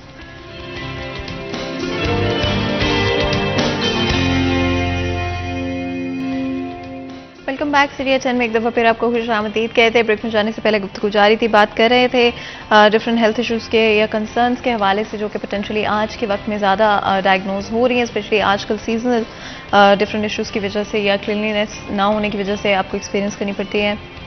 ब्रेक में जाने से पहले हमारा फोकस हेपेटाइटिस ए एंड ई के ऊपर था, जो कि बोथ वायरल्स हैं और ऑफ कोर्स डिफरेंट रूट्स जो हैं, डिफरेंट कॉजेज़ पेश आते हैं इसके। आगे बढ़ते हुए हमारी कोशिश होगी फ्लू के हवाले से भी बात कर लेते हैं। आप लोग जानते हैं कि आजकल स्पेशली सीजनल फ्लू बहुत ज़्यादा लोग एक्सपीरियंस कर रहे हैं और केसेस भी सामने आ रहे हैं। कुछ लोगों को माइल्ड सिम्टम्स होते हैं, वो थोड़े वक्त में खुद ही ख़त्म हो जाते हैं, और कुछ लोगों को इंटेंस सिम्टम्स एक्सपीरियंस करने पड़ते हैं, जो कि ओवर टाइम ज़्यादा होते जाते हैं, ज़्यादा महसूस होते जाते हैं। और आपने ये भी नोटिस किया होगा डॉक्टर साहब कि अगर एक शख्स को किसी दिन लग रहा होता है कि उसको फ्लू है, तो अगले दिन आपको 4 से 5 लोग नज़र आ रहे होंगे सेम एरिया के अंदर जो कि उससे इम्पैक्ट हो रहे हैं। क्या ये एक नॉर्मल फ्लू है? क्या ये कोविड है?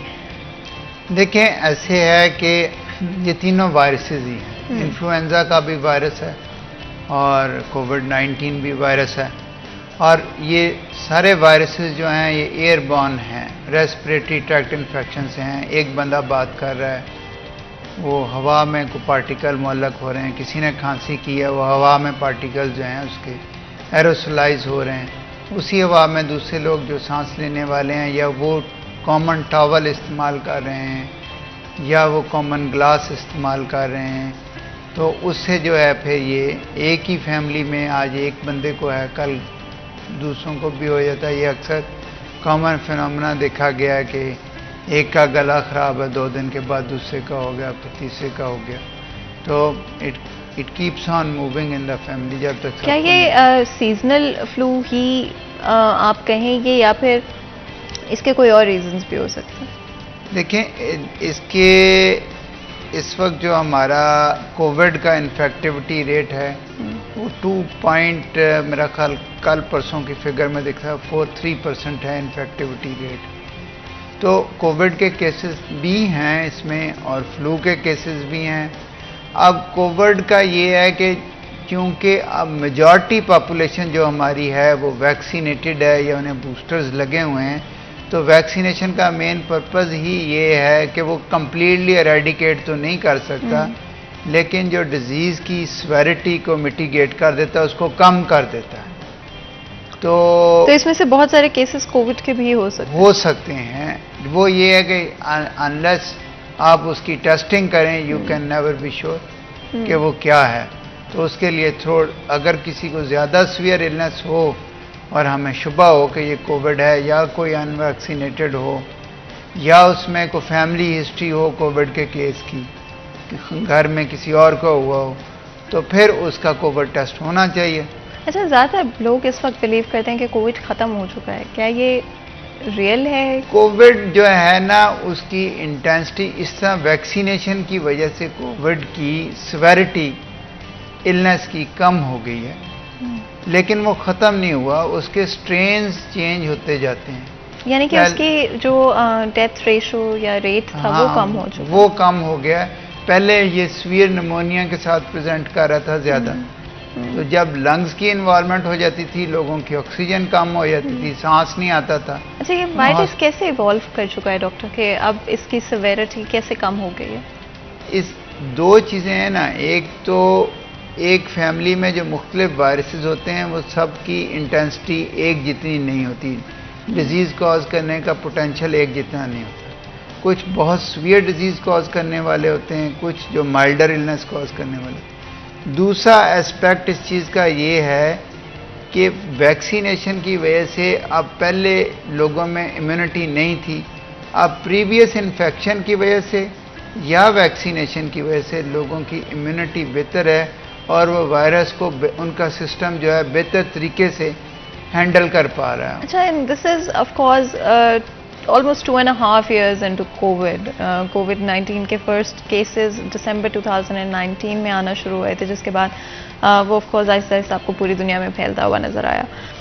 तो 2 years on बहुत सारे ऐसे पेशेंट्स हैं जो कि अभी तक कुछ पोस्ट सिम्टम्स तो मैं नहीं कह सकती, बट कुछ चीज़ें जो कि अभी तक वो एक्सपीरियंस कर रहे हैं, तो they haven't really gone away. उनके कुछ लोग इस तरह से इम्पैक्ट हुए, कोविड ने उनको इस तरह से इम्पैक्ट किया कि आज भी वो सिम्टम्स एक्सपीरियंस कर रहे हैं। जी, उसको हम जो है ना पोस्ट कोविड अगर तो सिम्टम्स कंटिन्यू कर रहे हैं ना किसी में माइल्ड से, तो उसको लॉन्ग कोविड सिंड्रोम का नाम दिया गया लिटरेचर में। तो उसमें एस्थीनिया, कमज़ोरी, weakness, depression, x and pains या ब्रेथलेसनेस थोड़ी बहुत, वो कई दफ़ा काफ़ी अरसे तक 6-6 माह तक देखा गया प्रोलॉन्ग कर जाती है। एक तो चीज़ ये है। दूसरी ये है कि कुछ परमानेंट डैमेज वायरस हैं जिसमें किसी को सीवियर कोविड इलनेस हुई है और उसकी वजह से उसके लंग्स में रेजिडुअल फाइब्रोसिस हो गया, उस वजह से है। कुछ लोगों की सेंस ऑफ स्मेल जो है वो मुस्तकिल तौर पे चली गई है, माइनर प्रॉब्लम्स आए हैं उनको। तो ये चीज़ें तो मौजूद हैं। और वैसे भी वायरल इलनेसेस कई दफ़ा काफ़ी लंबे अरसे तक एक डिप्रेशन कॉज करते हैं। इसके पीछे क्या साइंस है? वायरल इलनेस और depression two very different things, तो ये किस तरह से मैचअप करते हैं? देखें, डिप्रेशन हमारे जो ब्रेन में है ना, मैं उसको सादा अल्फाज में यूँ बयान कर सकता हूँ कि कुछ केमिकल्स होते हैं जिनकी वजह से हमारा मूड और हमें खुशी महसूस होती है। जैसे एंडोर्फिन्स हैं, सेरोटोनिन है। जब इन केमिकल्स का जो ये जिनको हम न्यूरोट्रांसमीटर्स कहते हैं, लेवल ब्रेन में एक ख़ास लेवल से कम हो जाता है, तो वो हमारे मूड को एडवर्सली अफेक्ट करता है और हम डिप्रेस्ड फील करते हैं। इसीलिए जो ये एंटी डिप्रेसेंट दवाइयाँ हैं, बेसिकली ये क्या कर रही हैं, ये उन केमिकल लेवल्स को या न्यूरोट्रांसमीटर्स के लेवल को ब्रेन में रीस्टोर करने की कोशिश करते हैं। तो जब वो लेवल ऑप्टिमाइज हो जाते हैं तो पेशेंट का मूड बेहतर होना शुरू हो जाता है, उसकी जो है सोशल कम्युनिकेशन बेहतर होनी शुरू हो जाती है, वो लोगों के साथ उसके रवैये, सारी चीज़ें जो हैं वो बेहतर होनी शुरू। अब ये वायरसेस इन केमिकल्स को या न्यूरो प्रोबेबली इनके ऊपर कोई इनका अफेक्ट कॉज अफेक्ट रिलेशनशिप है। डायबिटीज एंड कोविड कितना खतरनाक कॉम्बिनेशन था ये। जितनी भी क्रॉनिक इलनेसेस हैं जो हमने ये कोविड में देखा है, वो patient they fared worse as compare to a healthy individual, क्योंकि हेल्दी इंडिविजुअल के सारे सिस्टम नॉर्मल हैं और उसके पास रिजर्व कैपेसिटी ज़्यादा है। डायबिटिक जो है वो इम्यूनो कॉम्प्रोमाइज्ड है, उसको इन्फेक्शंस का चांस भी ज़्यादा है, उसको कॉम्प्लिकेशंस का चांस भी ज़्यादा है। अब ये डिपेंड करता है कि उसकी डायबिटीज़ प्री मॉर्बिड एरिया में कितनी अनकंट्रोल थी और उसने कौन कौन से सिस्टम को अफेक्ट किया हुआ था। और दूसरा ये कि कोविड की वजह से लोगों की डायबिटीज़ अनमास्क भी हुई है, ऐसे कि जो प्री डायबिटिक था, जब उसको ट्रीट करने के लिए हमने स्टीरॉइड्स दिए तो वो फ्रैंक डायबिटीज़ में बदल गया और कुछ लोगों में फिर वो परसिस्ट किया, कुछ लोगों में जब वो ठीक हुए तो वो रिवर्ट बैक हो गए। कोविड के दौरान आई थिंक एक बिल्कुल डिफरेंट माहौल था and it was a very very scary time for a lot of people. आज अगर हम वापस देखें, और ये मैं ग्लोबल सिनेरियो की बात कर रही हूँ, क्या लगता है क्या सही किया गया और क्या गलत किया गया उसको कंट्रोल करने के लिए? देखें, जो चीज़ें हमने सीखी हैं, जो चीज़ें हमने देखी हैं, उसमें जो मास्क था उसका डेफिनेट प्रोटेक्टिव रोल है, स्टडीज़ ने भी प्रूव कर दिया है। अच्छा, आपने ये भी देखा होगा कि कोविड की वजह से लोगों ने जब मास्क इस्तेमाल किया तो फ्लू के केसेस हमारे बहुत कम हो गए। जो डस्ट की वजह से या बाहर पोल्यूशन की वजह से एलर्जीज थी वो कम हो गई। लोगों ने जो हाथ अपने मुंह को टच करना छोड़ दिया, छोड़ दिया है, उससे ये है कि वो हमने कंटामिनेट करना कम कर दिया, एक आदत बन गई लोगों की। फ्रीक्वेंट हैंड वॉशिंग, ना सिर्फ हम कोविड से बच गए बल्कि गैस्ट्रो और बाकी बीमारियों से बच गए। अभी हम पहले हाफ में जो बात कर रहे थे हेपेटाइटिस के लिए कि उससे बचने के लिए, गैस्ट्रो से बचने के लिए खाने से पहले आपने लाजमी हाथ। तो आई थिंक कोविड का सबसे बड़ा टेक अवे ये था कि हेल्दी हाइजीन हैबिट्स और किस तरह से हम अपने आप को प्रोटेक्ट कर सकते हैं। मास्क का पहनना, अपने हैंड्स को बार बार वॉश करना, फ्रीक्वेंटली वॉश करना, और बार बार अपने फेस को टच नहीं करना। अगर आपने कहीं पर हाथ लगाया तो वही आप जर्म्स फिर अपने जो बॉडी है उसके अंदर भी आप लेकर जा रहे हैं, अगर उन्हीं से आप खाना खा रहे हैं। तो आई थिंक ये बहुत सारी हेल्दी हैबिट्स जो कि कोविड के बाद भी हमारे लाइफ का हिस्सा रहनी चाहिए, वो अब नहीं है एज सच। तो जब ब्रेक से वापस आएंगे इस पर भी बात करेंगे, और स्पेशली जो आज हमें खाने के हवाले से डिफरेंट डाइजेशन इश्यूज हो रहे हैं, डिफरेंट जर्म्स, डायरिया के जो कि आजकल ज़्यादातर डायग्नोज हो रहे हैं, उनके बारे में भी बात करेंगे। लेकिन उससे पहले ब्रेक लेते हैं, कहीं मत जाएगा, हमारे साथ रहिए।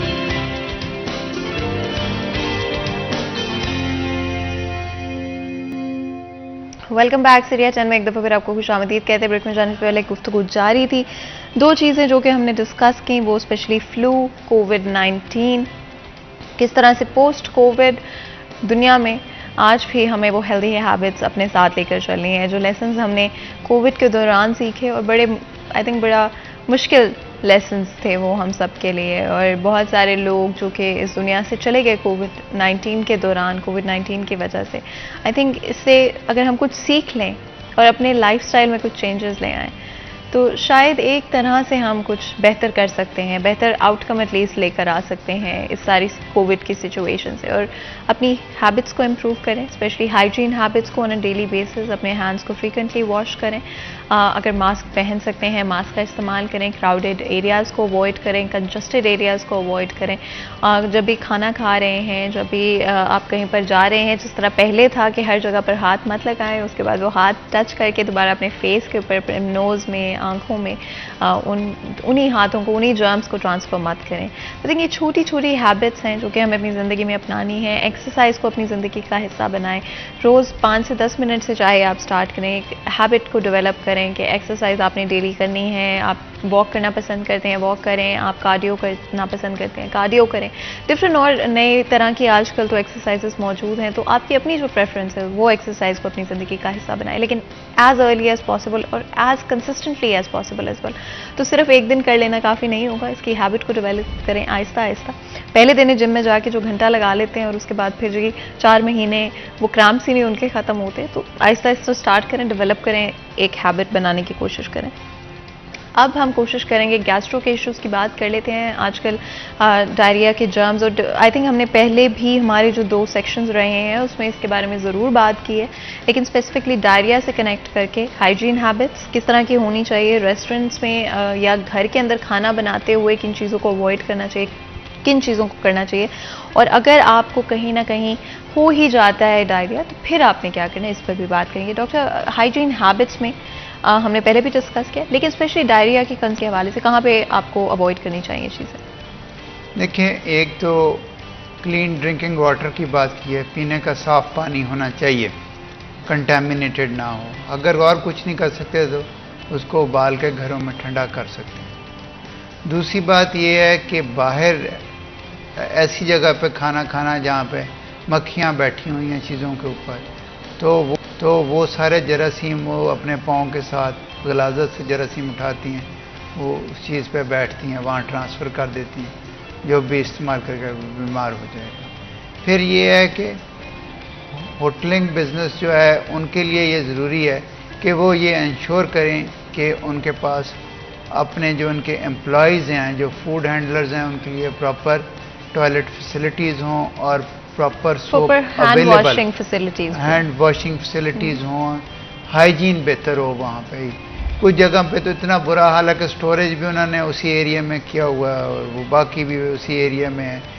तो जब तक किचन हाइजीन उनकी बेहतर नहीं होगी वो बीमारियों का बायस बनेगा। डॉक्टर, अगर आपको खुदा न खास्ता कोई आप कुछ खा लेते हैं, कोई इशू हो जाता है, फिर क्या करना? फिर आपका क्या प्रोसीजर सबसे ज़्यादा जो नुकसान करता है ना गैस्ट्रो, वो ये है कि पेशेंट को डिहाइड्रेशन हो जाती है, उसके जो पानी और जिस्म में नमकियात की कमी हो जाती है। और जब ये बहुत ज़्यादा हो जाए, अब इस सीज़न में हम ये देख रहे हैं कि हमारे पास बहुत सारे मरीज़ एमरजेंसी में आ रहे हैं जिनको गैस्ट्रो हुआ और उसके बाद वो जो है एक्यूट किडनी इंजरी हो गई, यानी कि उनके गुर्दे जो है वो इन्वॉल्व हो गए, डैमेज हो गए। क्योंकि अगर ज़्यादा अरसे तक पेशेंट डिहाइड्रेटेड रहे तो उसके जो किडनीज़ पे है वो बुरा असर पड़ता है और उसके गुर्दे फेल हो सकते हैं।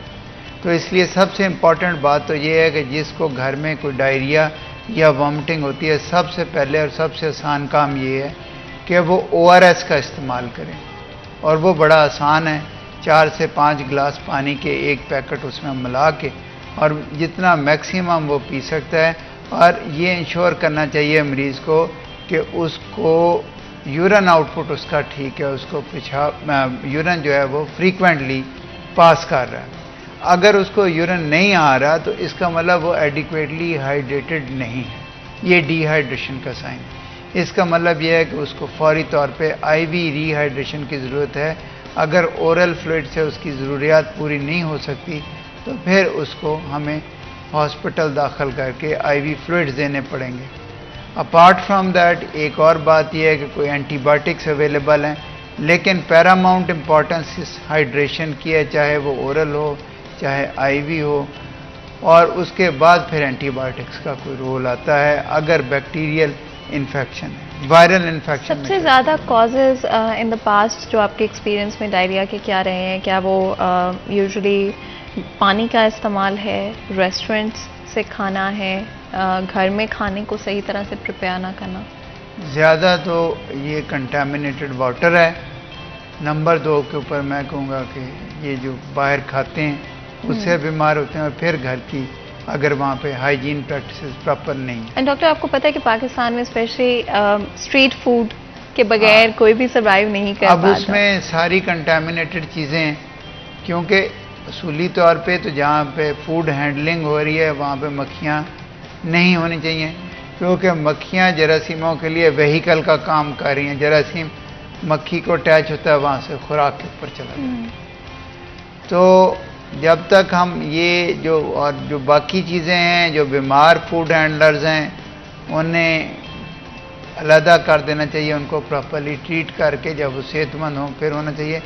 क्योंकि अगर एक फूड हैंडलर जो कि प्रिपेयर करने वाला खाना वो बीमार है तो वो 20 लोगों को एक दिन में बीमार कर दें। लेकिन डॉक्टर, आपको लगता है कि हम आज के सिनेरियो में इन चीज़ों का ख्याल रखते हैं? अगर हम कोशिश अवॉइड करनी चाहिए, ख़ासतौर पे इस बरसात के मौसम में, कि बाहर से आप बहुत ज़्यादा खाना ना। अच्छा, बरसात के मौसम में क्या जरासीम ज़्यादा? नहीं, जरासीम ज़्यादा नहीं, मक्खियाँ तो ज़्यादा हो जाती हैं ना। अच्छा, तो एक्चुअली में जरासीम उतने होते हैं? जरासीम। और दूसरी ये है कि जब फ्लडिंग हुई है, आपके सीवर का पानी जो है आपके फ्रेश वाटर्स को कंटामिनेट कर गया। दूसरी प्रॉब्लम ये, इसलिए ये ज़्यादा हो जाता है इस सीज़न में आके।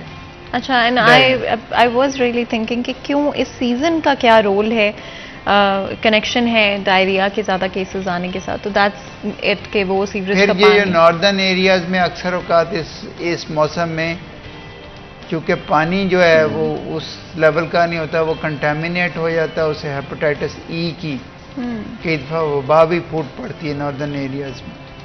तो इसलिए वहाँ पे पानी की, जो लोग जाते हैं, पानी की एहतियात बहुत ज़रूरी है। अब वो पहले कहते थे जी चश्मों का पानी बड़ा प्योर है, अब ये है कि वो जो जितने भी आपके होटल्स हैं वो कौन सा उन्होंने सीवेज का सिस्टम प्रॉपर किया हुआ है, वो इन चश्मों को, दूसरी चीज़ों को कंटामिनेट करें। इसलिए it is not safe to drink directly water from there. अगर वो कंटामिनेटेड है, वो नज़र तो नहीं ना आ रहा, तो वो पानी जो है आपको हत्तुल इम्कान कोशिश ये करनी है कि वो सेफ हो। अच्छा, क्योंकि सोचते तो यही है सब कि रनिंग वाटर, बहता हुआ पानी। आई डू एग्री कि running water is better than stagnant water. इसमें कोई शुबा नहीं कि जो बहता हुआ पानी है उसमें जरासीम कम होंगे।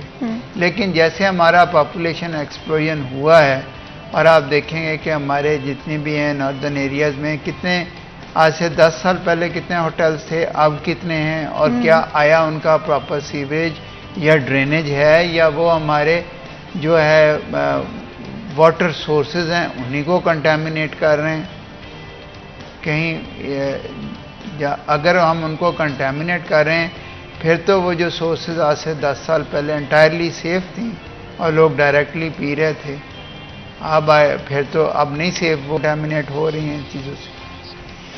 बिल्कुल और आई थिंक हम आज के शो में बहुत सारे डिफरेंट एस्पेक्ट्स को कवर कर पाए हैं और डिफरेंट रीजंस और सोर्सेज स्पेशली इन जर्म्स की किस तरह से फैलते हैं। I think I do hope कि हम आप तक वो पैगाम पहुंचा पाए हैं और आप आने वाले वक्त में अपने लिए बेहतर तरीके से फैसले कर पाएंगे, अपनी सेहत का बेहतर तरीके से ख्याल रख पाएंगे। आपको बहुत बहुत शुक्रिया अदा करते हैं आज हमारे लिए, हमारे शो के लिए वक्त निकालने के लिए। यहाँ पर आज के प्रोग्राम का वक्त खत्म होता है, मुझे इजाज़त दें, अपना ख्याल रखें, अल्लाह हाफिज़।